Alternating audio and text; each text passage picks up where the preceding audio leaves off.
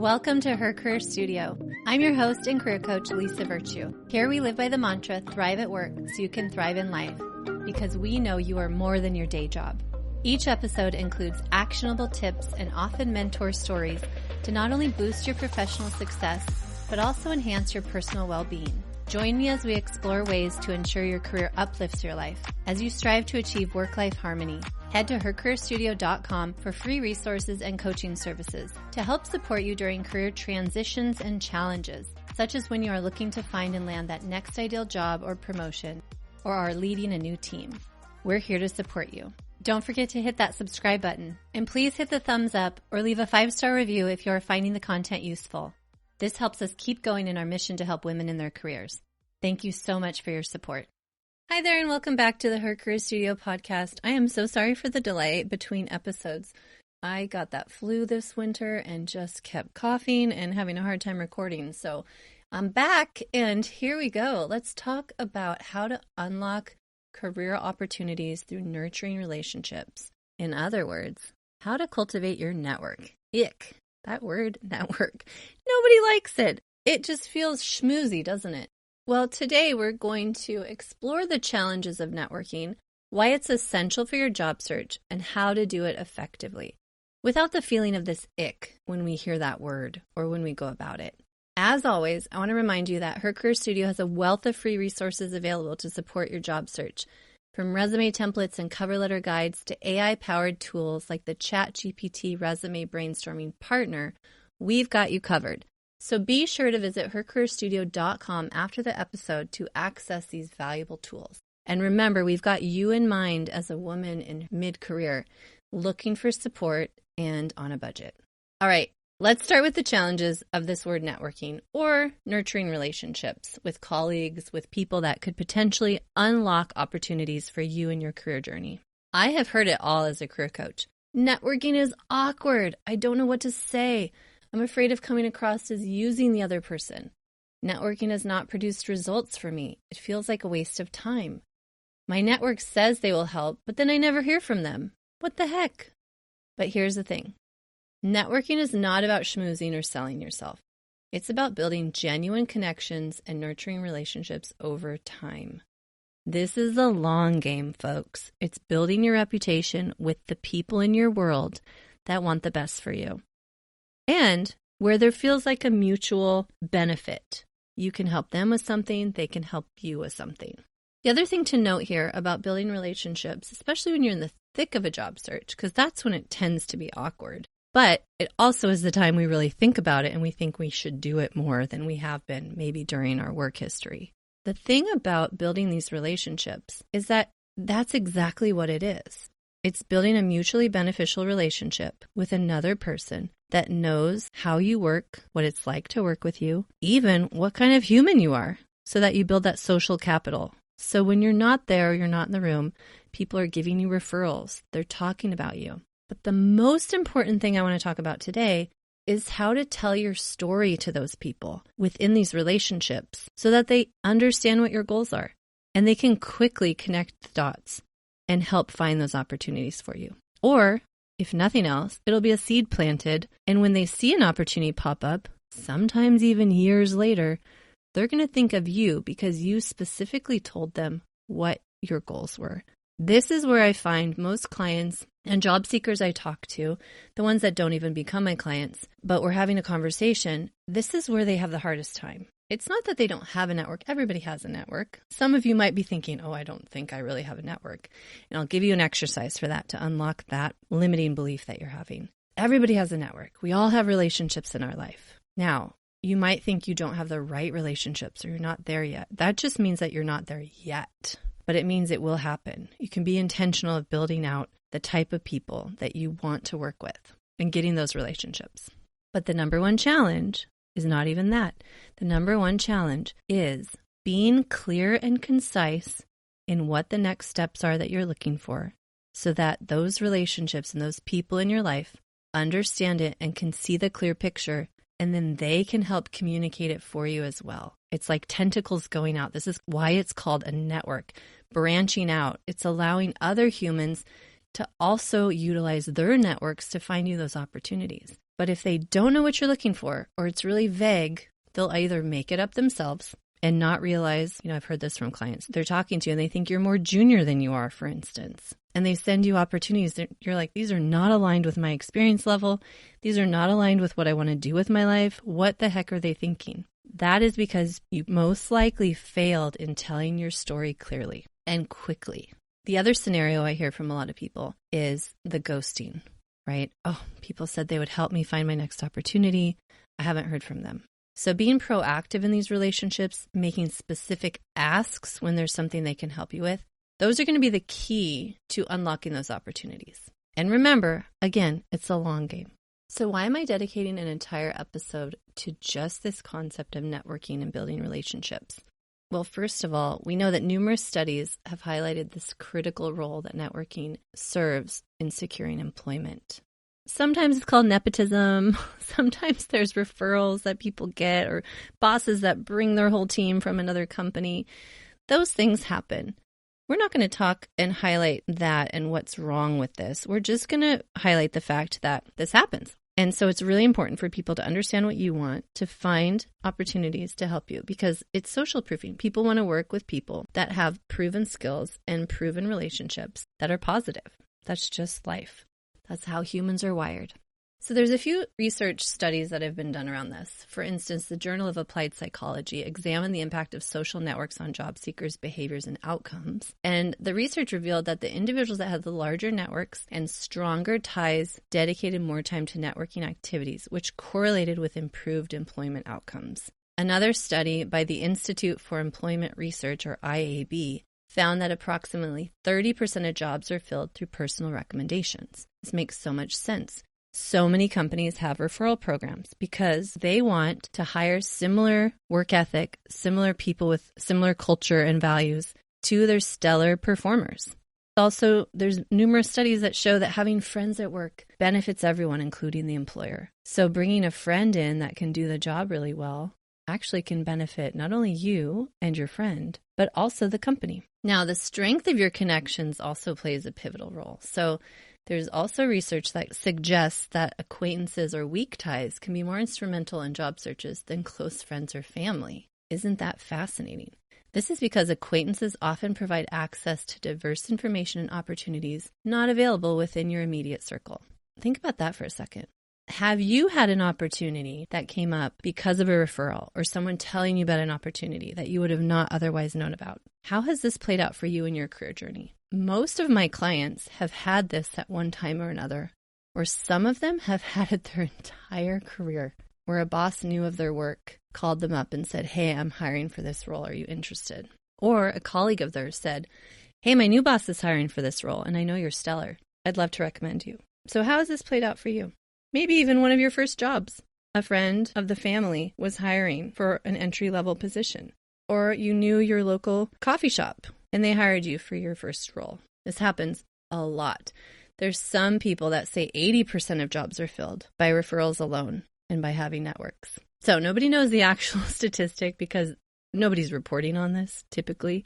The 30% I quoted earlier, there was reporting that was happening for the Institute of Employment Research. That's how they got that 30% of that study. But it could be much higher. We don't know exactly how much, but we do know how important it is. So thinking back to that network you have, if you are feeling like your network is not robust enough or you don't know who to contact, I want you to start with this simple exercise. I call it the list of 20. First, you're going to write down in one column a list of 20 people that want the world for you. They support you. They've got your back. This can be anyone in your life, friends, family, and then of course, colleagues, former bosses, current bosses, if you're employed or not. Anyone that you can think of that you have a good rapport with and you know they would advocate for you if that opportunity arose. And I do want you to include family and friends, even if it's like an extended family member that you don't have a lot of one-on-one FaceTime with, but maybe you see them at holiday events all the time and you know that they're supportive of you. Write them down.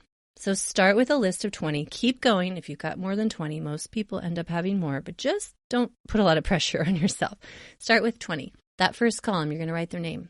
Second column, you're going to write your relationship to them. How do you know this person? Third column, when is the last time you spoke to them one-on-one, had a personal conversation? Next column, do you know what they do for work?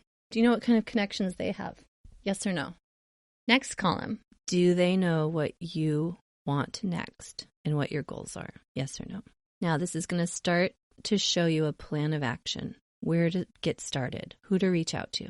The reason why it's so important to be building and nurturing relationships when it comes to your career, when you're in the job search, when you've been laid off, when this is on top of your mind after you're listening to this podcast episode, especially when you're working, to cultivate those relationships is so important during a job search because A, it's going to feel really lonely. You're going to feel very vulnerable. You're going to put yourself out there only to get shot down. You're going to put yourself out there only to get ghosted. This is how the job search goes when you're doing a lot of blind applications. I call them blind because it means you don't have a referral. So cultivating these relationships is going to be good for your sanity, not just for opportunities.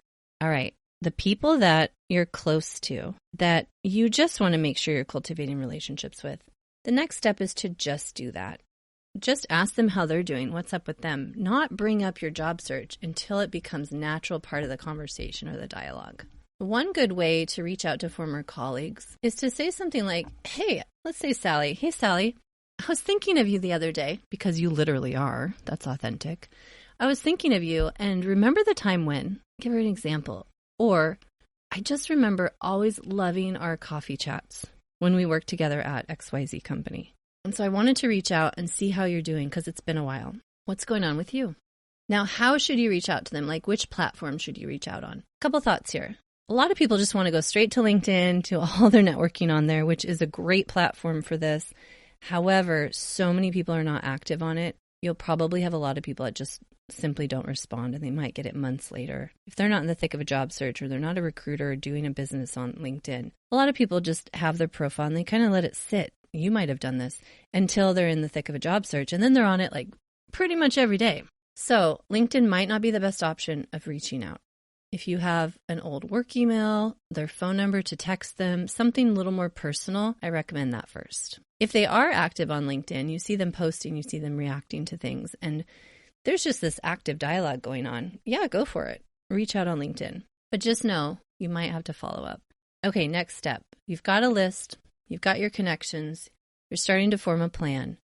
Start with people that you really want to connect with and build those meaningful relationships with. You're not making an ask. You're just seeing how they're doing. When it becomes natural in the conversation, now you can bring it up. If they ask you, how's work going for you, and you've been laid off, well, obviously you're going to answer. You're going to say, unfortunately, I was part of a layoff recently, so I am looking for my next opportunity. Then if they continue the dialogue on that topic and say, oh yeah, what are you looking for? Or, oh, I might know somebody. Make sure it's very clear what you're looking for. This concise storytelling that we've talked about in other episodes. Having what a lot of people call an elevator pitch that you can say quickly in an elevator while you're going up a few floors with someone else. Okay, less than a minute. Saying the title, if it makes sense about a title, or the problems you solve. Here's a for instance. Sarah's a marketing professional, so here's what she could say when one of her former colleagues or bosses is asking her what she's looking for. She could say, I've really found over the years that I am passionate about creating compelling brand narratives that connect with their audiences. So I'm currently seeking a leadership role in marketing where I can guide teams to deliver measurable business outcomes. Here's an example for Maria, who's a software engineer with 5 years of experience. So I'm a software engineer with experience developing user-friendly applications and streamlining systems. I've really enjoyed working in tech, but I'm now eager to apply my technical skills to support mission-driven organizations. I'm passionate about using technology to improve communities. So that's the kind of role I want next. Notice how both of these examples were straightforward and concise, quick elevator pitches that did involve titles to give kind of an illustration of the level that they're at, but it also talked about what their passion is and where they would like to go next. So it leaves it open slightly for interpretation for the end user, but also giving them a glimpse into what you really want. For instance, if someone in your network knows a mission-driven CEO or founder that is looking to build their startup out and they need tech support with that, they're going to probably put you in touch with them if you were Maria. On the other side, if somebody knows a brand founder or a CEO or VP of marketing or anything in that world that needs someone that can help with their branding within marketing, they're going to think of Sarah now. And she mentioned leadership. So it wouldn't be like an entry-level individual contributor role. Sarah's clear that she wants something in leadership. So be clear, be concise, come up with your compelling elevator pitch that involves the title you're looking for, but also your passions. And you can go another step further. If you only want to work at a startup next, or you only want to work at an established company because you've been in the startup world and that's not for you, be clear on that as well, so that your network has a very clear glimpse of what it looks like to work with you and what kind of work you're doing. And then those opportunities will come your way. People will see them, they'll connect the dots quickly because you've planted that seed for them. There is so much information out there in this space of networking.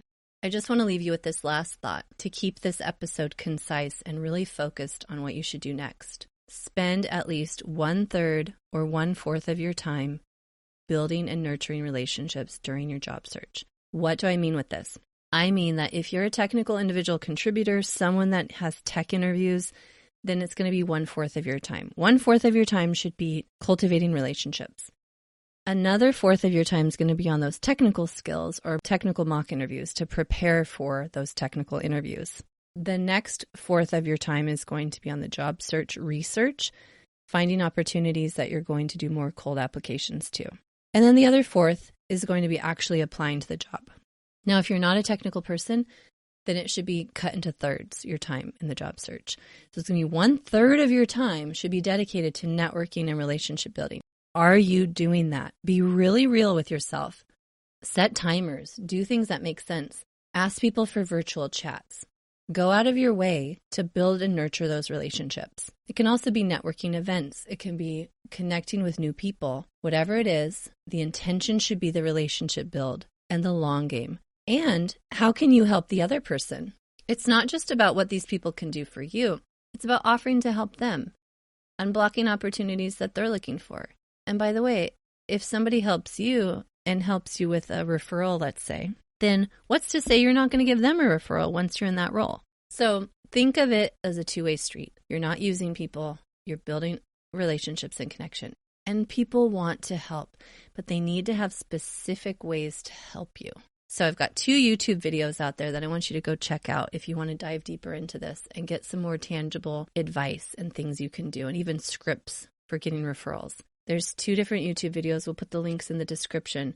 One is around the referral hierarchy, I call it. This is something I've come up with. It's unique to Her Career Studio. There's different kinds of referrals out there. There's a hierarchy to it. So go check that YouTube video out. It'll probably open up thoughts and brainstorming that will unlock these opportunities for you. The second YouTube video is around blind referrals. So you can get access to that YouTube video at hercareerstudio.com. Fill out the blind referral guide prompt in the free resources page, and you'll get access to that. And that comes with scripting to get blind referrals, which just means you don't have a direct connection in a company to a role to ask for a referral for, but there's ways to get your name seen. And this is one of those, you could call it a trick, one of these guides that can potentially get you seen more in the job search, even if you don't have a direct connection. Okay, that's it for today. Thank you so much for being here. And I hope to see you soon at hercareerstudio.com. Talk to you later, or talk at you. But I hope that you send me notes too.